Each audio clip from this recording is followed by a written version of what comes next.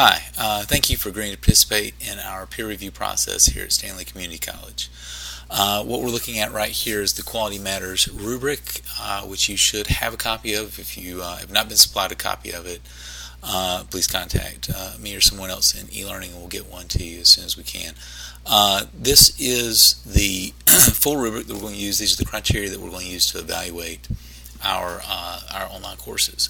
And so you've been assigned an online course, and it is something not necessarily from your area. And so just a couple of things to keep in mind. We'll keep this short, but first of all, what we want to do is we want to evaluate the online course that you've been assigned from the perspective of a student. So keep that in mind, and we're going to rate each of these standards on a 3-point scale. And you should have also been provided a link where you can record your ratings. I'm going to click here. Here we go. So you should be looking at this peer review form, and these are some example courses that I've set up. So you should see the course that you've been assigned. If you'll select the course here, and we'll just pick this. We'll pick this, and, for example, and here's a progress bar. This is somewhat of a lengthy process, so I would recommend finding a time where you can sit down and work through all the parts of the rubric. Just to kind of jump back to the rubric, there are 8 sections, and we're trying to evaluate on each subsection. Now, this can take, it kind of depends on the course that you're evaluating. Hopefully this won't be too long. Hopefully most of these are present in the course, but the point of doing this exercise is all of them probably will not be, and that's okay. This should make our classes stronger. This should make our success rates higher, and so the benefit should be really for both the teacher and for the instructor and the student.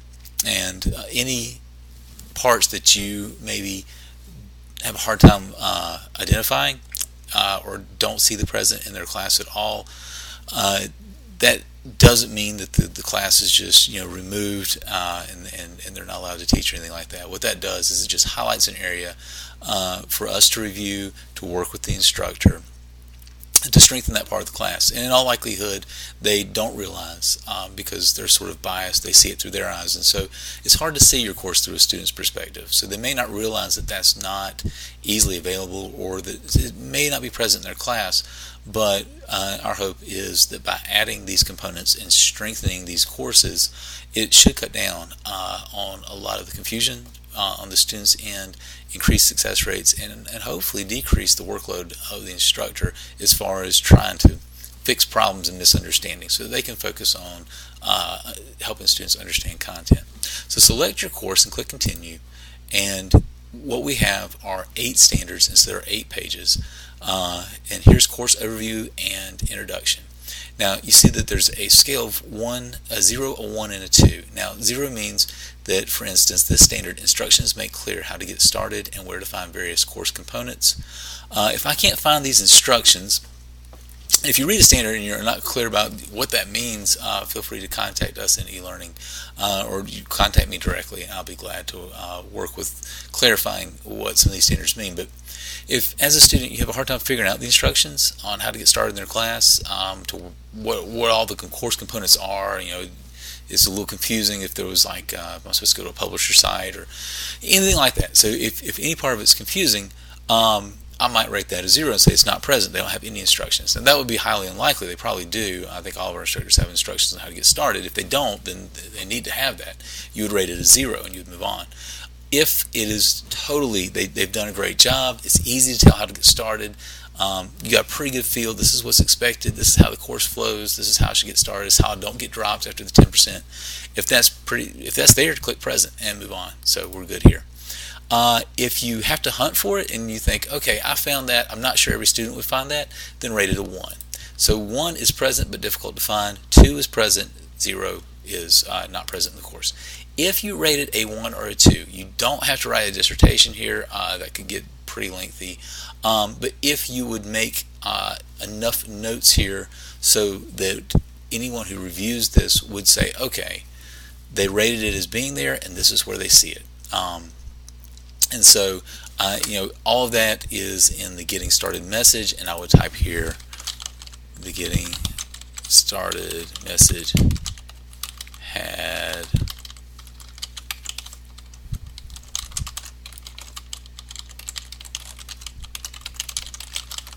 something like that. Okay, and you might make it a little bit longer than that, but there we go, of course. And so you can type directly into this form. You'll rate, you'll give feedback. You'll rate, you'll give feedback. Now, unfortunately, I may figure out something before this video. At some point I might have to go back and redo this video. But at this point, I don't know how to progress through this peer review without completing page 1. So at this point, I'm making these required. I may back that off. If you don't see the asterisk, I'll put it that way.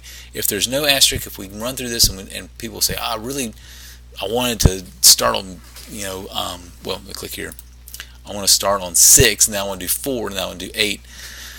I'm a little worried about that. I'm afraid that you may forget to do 3 and hit submit, something like that. So right now it is set up to go through course overview and introduction, learning objectives, assessment and measurement, to work through it sort of linearly.